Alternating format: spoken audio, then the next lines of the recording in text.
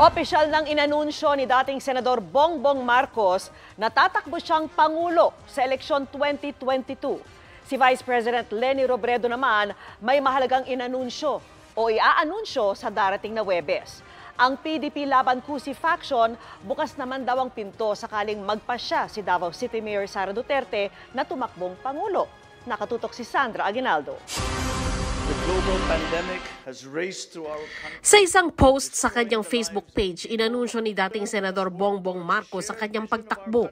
I am today announcing my intention to run for the presidency of the Philippines in the upcoming May 2022 elections. Nanumpa rin siya bilang miyembro ng Partido Federal ng Pilipinas o PFP at ayon sa kanyang spokesman at kay PFP National Secretary General Thompson Lantion, iniluklok din si Marcos bilang chairman ng partido. No comment naman ang sagot ni Davao City Mayor Sara Duterte sa patuloy na usap-usapan tungkol sa pagtakbo niyang Pangulo. Matapos sabihin ni Pangulong Duterte ang mga katagang Sara go na, sinabi ng PDP Laban Kusi faction na walang nagaganap na pag-uusap para sa tambalang Mayor Sara at Senador Bongo. Pero sa patuloy nilang paghahanap ng kandidato sa pagkapangulo, bukas raw ang kanilang pinto sa presidential daughter. No, is it possible? Kung possibility pinag-uusapan po natin, yes, it is possible. But is it highly probable? Then that's the different issue.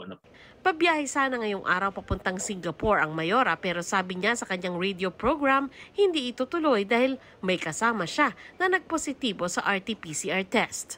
Patuloy namang inaabangan ng grupong Isang-Bayan ang pasya ng kanilang nominadong si Vice President Leni Robredo kung tatakbo siyang Pangulo. Ayon kay Isang-Bayan convener Attorney Howard Calleja, tumuloy man daw si Robredo sa pagtakbo, pwede pa rin naman niyang ituloy ang unity talks para pagkaisahin ang oposisyon. Although there has been some filings the past few days, we are not saying that unity is not possible. Actually, we are very optimistic that even after the filings, unity is very much possible. And we continue to communicate and open the lines of unity talks. Ang sabi naman ni Senate President Tito Soto, labas na raw sila ng kanyang katandem na si Lacson sa Unity Talks. Sa isang pahayag, sinabi rin ni Soto na wala na raw silang atrasan ni Lacson. Kinukuhanan pa namin ng payag si Lacson at hinihingan din namin ng reaksyon si Robredo. Sa pagbisita naman ni Manila Mayor Isko Moreno sa ginagawang gusali ng Ospital ng Maynila kasama ang kanyang katandem na si Dr. Willie Ong, sinabi ng alkalde na bukas pa rin siya sa pagkakaisa. Huli raw silang nag-usap ni Robredo 2 hanggang 3 linggo na ang nakararaan. I think 20 or 19, about 2-3 weeks ago. Mayor, ano daw po na pag-usapan niyo?